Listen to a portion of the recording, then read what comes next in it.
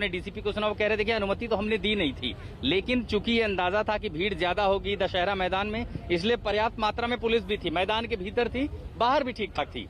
कुछ देर लगभग 2 से ढाई घंटे महापंचायत चली, बातचीत होती रही। जितने भी लोग अलग अलग शहरों से, अलग अलग राज्यों से, जो अलग अलग धड़े के नेता आए थे, वो अपनी अपनी बात कह रहे थे।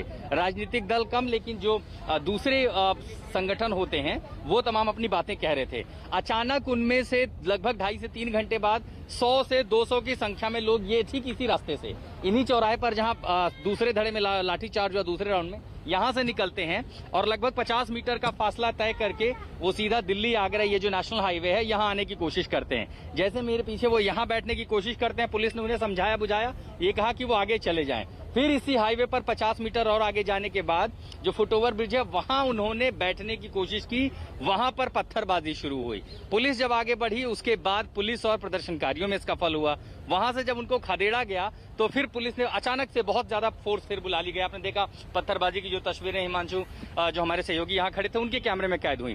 फिर जब वो यहाँ से पुलिस आगे बढ़ी तो अंदर से जो दशहरा मैदान है, जहां पर महापंचायत और ये शोक सभा चल रही थी, वहां से जितने ज्यादा थे और ज्यादातर बहुत कम उम्र के लड़के थे, वो आगे बढ़ने की कोशिश की। उसी श्रृंखला में जब हम आगे बढ़ रहे थे, इसी बैरिकेड से लड़के उतर के इस तरफ आए और हमें धमकाया कि आप आगे मत जाइए, कैमरा लेकर के हम कैमरा तोड़ देंगे।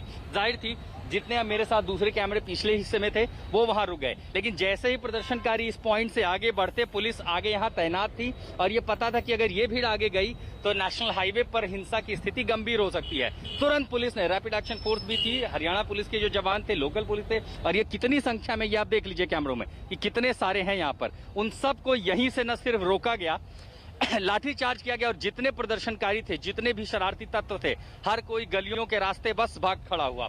फिलहाल जो महापंचायत था वहां पर सन्नाटा है, मैदान खाली है, ज्यादातर लोग घर पे जा चुके हैं। लेकिन एहतियात के तौर पर अब कम से कम कोई लापरवाही पुलिस अपनी ओर से नहीं उठाना चाहती। लेकिन सबसे बड़ा सवाल फिर वही उठ करके खड़ा कर रहा है कि जब पुलिस के अधिकारी खुद कह रहे हैं कि हमने इस तरह के जमावड़े को अनुमति नहीं दी थी, ये भी कहा था इकट्ठा मत होइएगा, तो अगर वो इकट्ठा हो रहे थे तो समय रहते पहले ही उन्हें खाली क्यों नहीं कराया गया।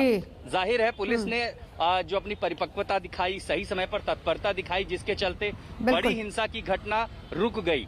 लेकिन इस लेकिन में कई सारे सवाल छुपे हैं कि अगर कुछ बड़ा हो जाता, कुछ बेहद गंभीर हो जाता, तब आगे क्या होता।